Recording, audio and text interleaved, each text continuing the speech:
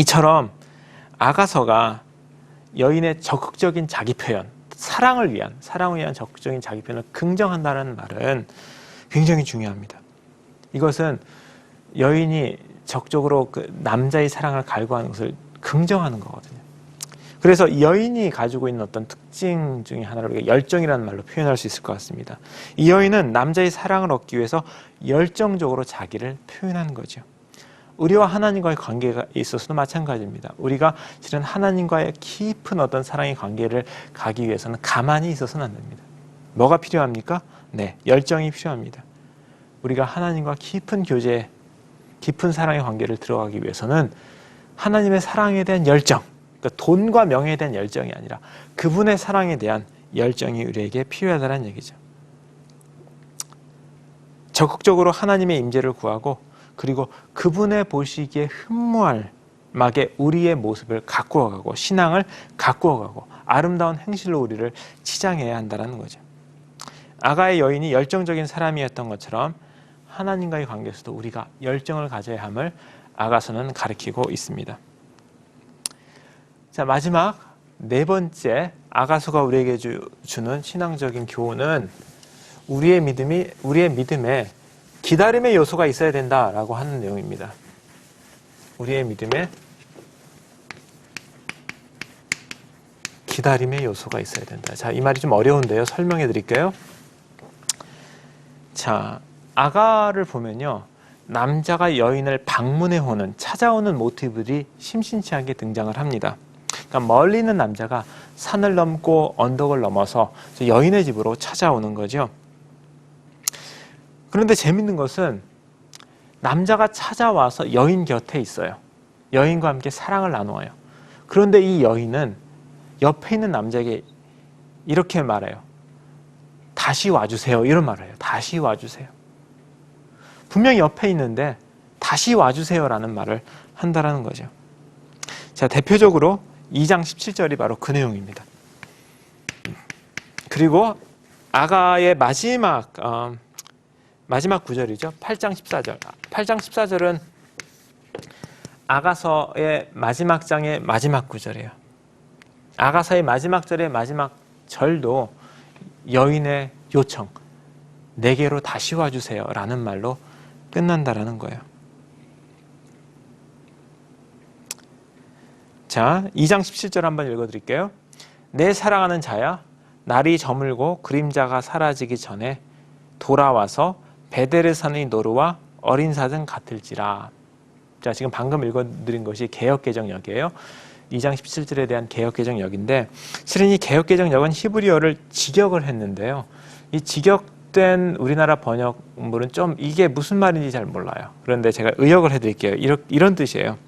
사랑하는 자야, 날이 저물고 그림자가 사라지기 전에 베데르산의 그러니까 노루와 어린 사슴처럼 베데르산으로 돌아오라 이런 말이에요. 다시 한번 말씀드릴게요. 날이 저물고 그림자가 사라지기 전에 노루와 어린 사슴처럼 베데르산으로 돌아오라 라는 말이에요. 여기서 베데르산이란 말,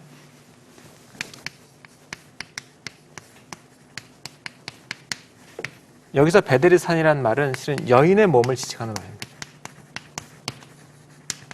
이 베데르산은 다른 말로 향품나무산이에요. 향초들이 흐드러지게 피어있는 산을 얘기합니다. 8장 14절에서는 노루와 어린 사슴처럼 향품나무산으로 돌아오라 라고 되어 있어요. 뭐 향초들의 산으로 표현하든지 아니면 베데르산이라는 말로 표현하든지 간에 둘 다 여인의 몸을 지칭하는 말이에요. 그래서 2장 17절과 8장 14절에서 모두 다 여인은 남자에게 날이 저물고 그림자가 사라지기 전에 내게로 오십시오 라는 말로 아가서가 마무리됩니다. 아까도 얘기했듯이 이 고백이 의미 있는 건 뭐냐면 지금 이 여인은 남자를 곁에 두고 하는 말이에요. 남자가 이미 와 있어요. 그리고 8장 14절 같은 경우도 이미 여인은 남자와 한번 결혼해서 비록 관계 위기는 겪지만 다시 첫사랑을 회복해서 깊은 사랑을 나눈 상태거든요. 그런데 아가서의 마지막이 내게로 다시 와주십시오라고 하는 말로 끝난다라는 거죠. 자, 이것은 실은 구약시대 이스라엘의 신앙의 정수를 담고 있어요. 자, 구약시대 이스라엘의 신앙을 우리가 신현신앙이라고 말할 수 있습니다. 신현신앙. 신현이라는 게 뭐예요? 하나님의 나타나심이라는 뜻이에요. 하나님의 나타나심. 구약 사람들은요, 하나님께서 그들의 역사에 구체적인 모습으로 나타나셔서 구원해 주시기를 기대하고 소망한 사람들이에요. 하나님께서 나타나시면 적들이 물러가고, 하나님께서 나타나시면 죽은 자가 살아나고, 하나님께서 나타나시면 가난한 자가 부자가 되고, 억울한 자가 억울함이 풀려지고 라고 하는 회복과 구원의 역사가 일어난다는 거죠. 이스라엘 역사 속에서 가장 위대했던 신앙의 역사가 뭘까요? 네, 출애굽의 역사입니다. 출애굽의 역사입니다. 출애굽을 통하여서 하나님께서 구체적으로 이스라엘 백성들에게 나타나신 거지요. 그리고 이스라엘 백성들은 늘 출애굽의 역사를 기억하면서 내가 살아있는 동안에 하나님께서 비슷한 방식으로 나타나 주시기를 고대한 사람들이에요. 자신들이 살아있는 동안에 하나님께서 이전에 출애굽 때 하나님께서 나타나셔서 역사한 것처럼 우리의 삶의 현장에 나타내 주십시오라고 소망한 사람들이 이 구약 사람들이고요. 그들의 그런 신앙을 우리가 신현신앙이라고 부를 수 있을 겁니다. 그리고 이런 구약 사람들의 이 신현신앙, 다시 말해서 하나님의 나타나심에 대한 어떤 소망이 구속사 중에서 결정적으로 절정적으로 성취된 것이 예수 그리스도의 초림 사건입니다. 하나님께서 우리에게 가장 구체적으로 나타나신 구원 사건이 뭐냐면 그리스도께서 이 땅에 오신 사건이라는 거죠. 자, 신약을 사는 성도도 마찬가지입니다. 저와 여러분도 실은 신약시대 이후를 사는 건데, 신약시대를 사는 건데, 우리에게 있어서 실은 이 신현신앙은 어떤 의미가 있냐? 재림신앙이라고 말할 수 있죠. 재림신앙. 자, 우리는 어떤 시대를 살고 있어요? 예수님께서 이미 오셔서 우리를 위해서 구원을 이루신 시대를 살고 있죠. 그럼에도 불구하고 우리는 어때야 돼요? 예수님이 우리가 살아있는 동안에 다시 오셨으면 하는 소망을 가져야 되죠. 예수님 어서 오십시오. 마라나타. 예수님 속히 오십시오. 라고 하는 것이 실은 우리의 신앙의 어떤 핵심적인 부분인데요. 오늘날 우리 세대는 이런 어떤 재림신앙이 굉장히 약해져 있어요. 왜냐하면 예수님께서 곧 오신다고 했는데 뭐 2000년이 지나도 오시지 않으니까 이제 사람들이 다 지쳐버린 거죠. 오신다고 했는데 2000년이 지나도 안 왔으니까 앞으로도 안 올 가능성이 더 높지 않을까라고 생각을 할 수가 있어요. 그런데 분명한 것은 뭐냐면 사도 바울도 그랬고 신약의 어떤 사도들은 전부 다 내가 살아있는 동안에 그리스도께서 다시 온다라고 믿은 사람들이에요. 그리고 그런 신앙이 오늘날 우리에게도 유효하다라는 거죠.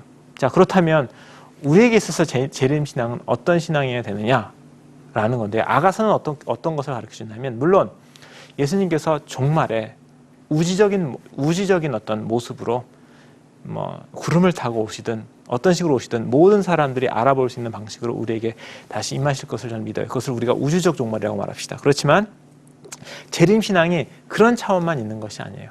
구약의 사람들이 자신의 세대에 하나님의 나타나심, 하나님의 구원하심을 바랬던 것처럼 오늘도 우리들은 우리의 삶의 현장에서, 그리고 우리가 살아있는 이 시대에 예수님이 오시기를 고대할 수가 있다는 거예요.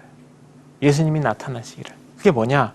그것은 예수님이 나타나셨을 때, 예수님께서 오셨을 때 일어날 하나님 나라의 가치를 우리가 소망하며 그리고 그 가치를 이루기 위해서 노력하는 삶이라고 말할 수 있습니다. 그것이 구약의 신현신앙을 계승한 재림신앙이라고 말할 수가 있겠죠. 무슨 말입니까?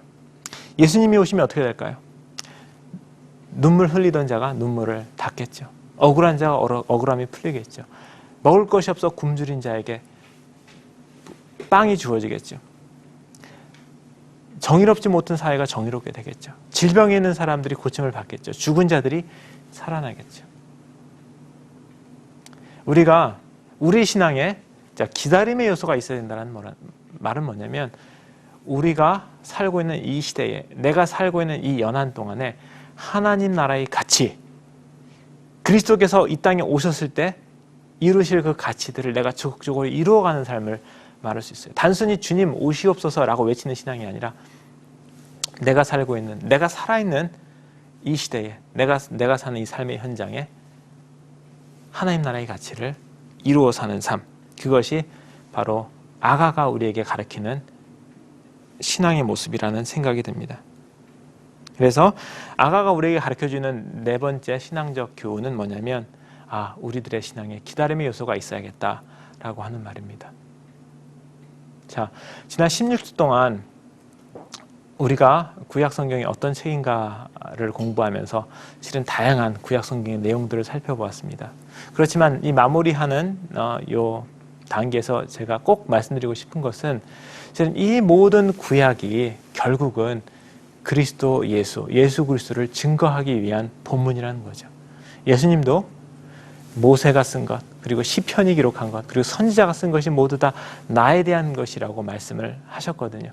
그래서 우리가 구약 성경을 여러분이 읽을 때 이 구약의 내용들이 어떻게 그리스도 안에서 복음 안에서 성취되었는 것을 여러분이 또 이렇게 생각하면서 읽는 것이 굉장히 중요합니다. 오직 복음, 오직 믿음, CTS